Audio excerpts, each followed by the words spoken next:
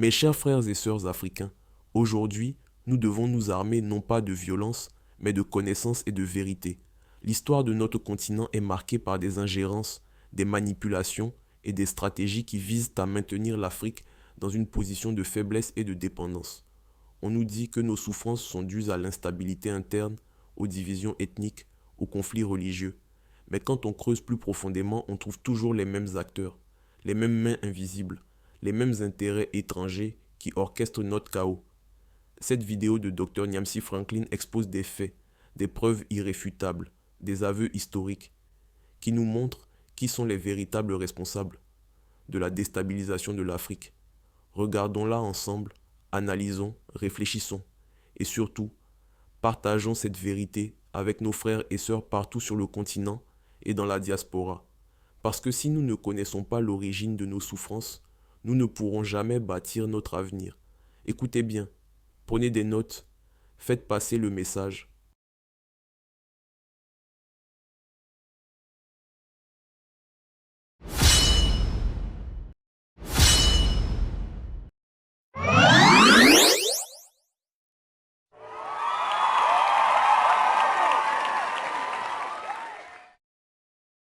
Vous devez noter cela comme preuve. Si quelqu'un vous dit « ce n'est pas l'OTAN qui déstabilise l'Afrique », vous lui dites « calmez-vous ». Le docteur des preuves nous a outillés pour participer à la discussion. Première preuve, qui a créé Al-Qaïda, qui a créé l'État islamique, qui les finance, qui les arme. Première preuve. Deuxième preuve, le face-à-face entre l'Afrique, représentée par Mahamadou Issoufou, et l'OTAN, représentée par Barack Obama, en 2010, à Deauville. Issoufou prend son courage à deux mains et il dit ceci au président Obama, qui est le chef de l'alliance de l'OTAN, puisque l'OTAN, c'est une organisation militaire qui fait les 4 volontés des États-Unis. C'est connu, n'est-ce pas? Il dit ceci au président Obama. Mr. President Obama, please, please, don't destroy Libya. Don't destroy Libya. Because if you destroy Libya, you will destabilize all Africa. Traduction de l'anglais. Monsieur le président Obama, président des États-Unis d'Amérique, chef de l'OTAN, s'il vous plaît, ne détruisez pas la Libye, parce que si vous détruisez la Libye, vous allez déstabiliser toute l'Afrique. La réponse de Barack Obama est tristement célèbre. Le président des États-Unis, qui était à la tête de la grande alliance de l'OTAN, eh bien, répondit, no, no, we will finish the job. C'est-à-dire, nous irons au bout. Pas question, nous irons au bout de notre travail. Donc, nous allons détruire la Libye et nous allons déstabiliser l'Afrique parce que nous voulons imposer en Afrique un ordre qui nous profite. C'est ce que dit Obama. Et voilà pourquoi, en 2017, troisième preuve, le président français Emmanuel Macron, fraîchement réélu, et s'exprimant dans les colonnes du Figaro, le président Emmanuel Macron affirma ceci. Car Nicolas Sarkozy de Nagui Bokcha et David Cameron, au nom de la France et de la Grande-Bretagne, avaient participé avec Obama à la destruction de la Libye, dans le cadre de la coalition de l'OTAN, au mépris du droit international.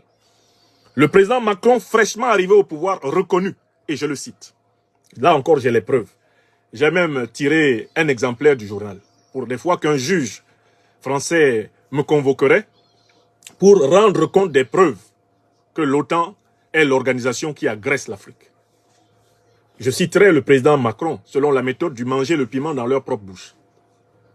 Le président Macron dit, nous, parlant là des élites politiques françaises, de l'État, du gouvernement français, il dit, nous avons eu tort de faire la guerre contre la Libye, car il en a résulté partout des États sahéliens faillis et des groupes terroristes qui prospèrent.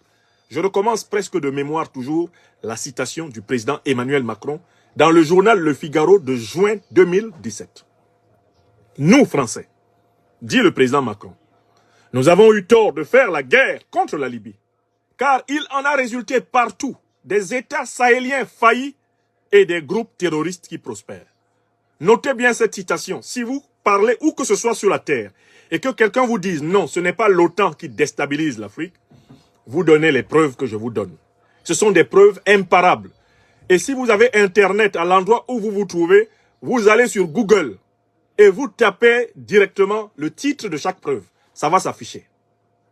Et vous donnez ça à votre vis-à-vis. La conversation Issoufou-Obama à Deauville. Vous tapez ça sur Google, le moteur de recherche américain, sur lequel je m'exprime actuellement. Vous avez la conversation. Obama, Issoufou, 2010-2011, Deauville. 2011 exactement, Deauville. Vous tapez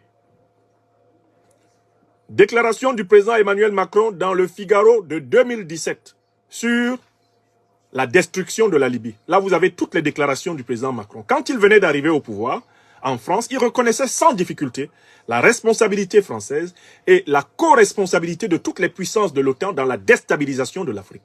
Son discours a évolué depuis lors, mais les traces restent. L'homme marche, mais il laisse des traces. Ça fait 2 preuves que je viens de vous donner. N'est-ce pas? On passe à une 3e preuve. C'est ce qui a été révélé grâce au scandale Wikileaks. Le journaliste Julian Assange a mené une investigation qui a permis de révéler et de publier les emails confidentiels de l'ancienne secrétaire d'État américaine, Madame Hillary Clinton. Ces emails sont disponibles sur Google.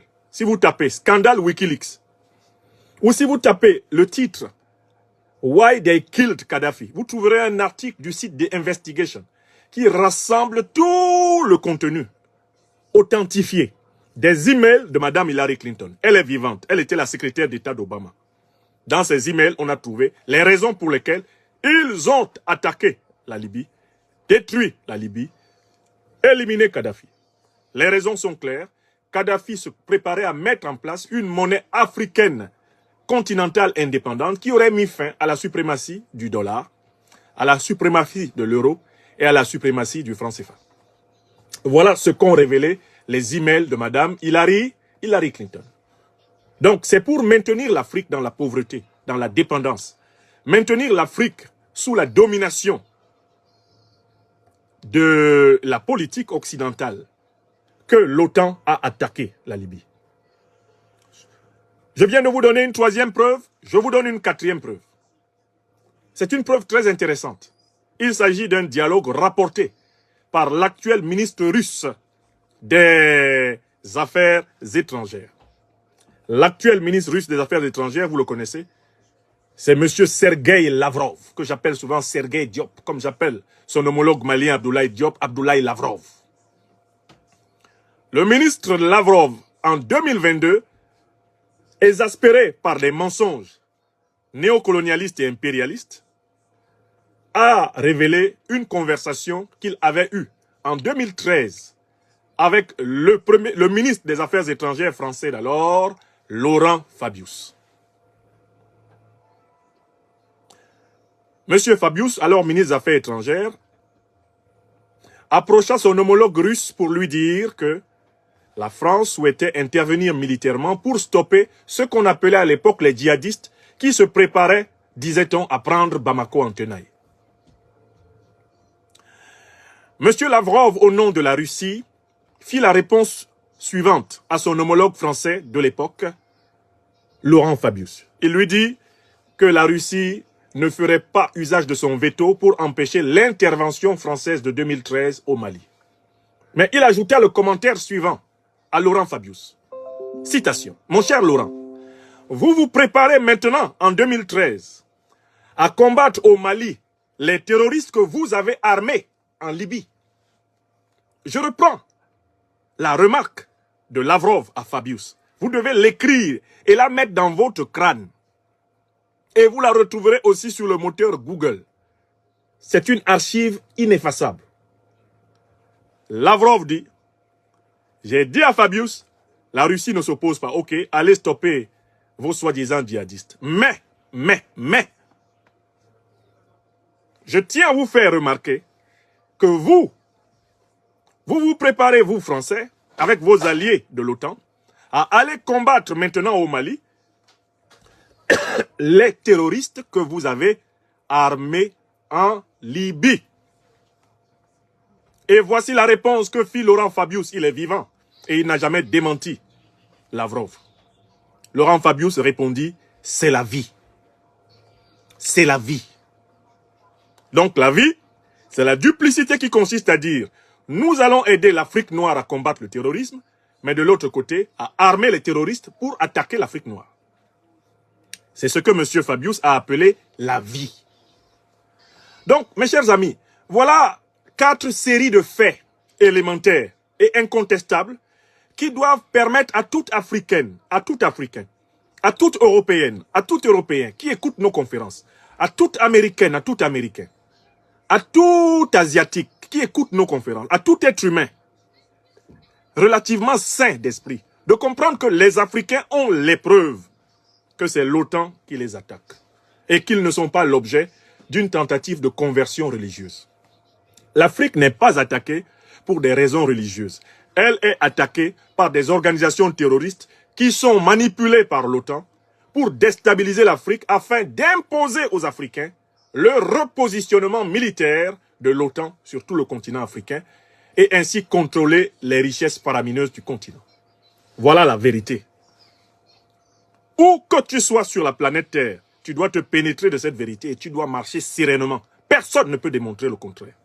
Frères et sœurs, l'Afrique ne pourra jamais se libérer tant que nous refuserons de voir la vérité en face. L'histoire nous a montré que nos souffrances ne sont pas le fruit du hasard, mais le résultat de stratégies bien calculées pour nous maintenir divisés, affaiblis et exploités.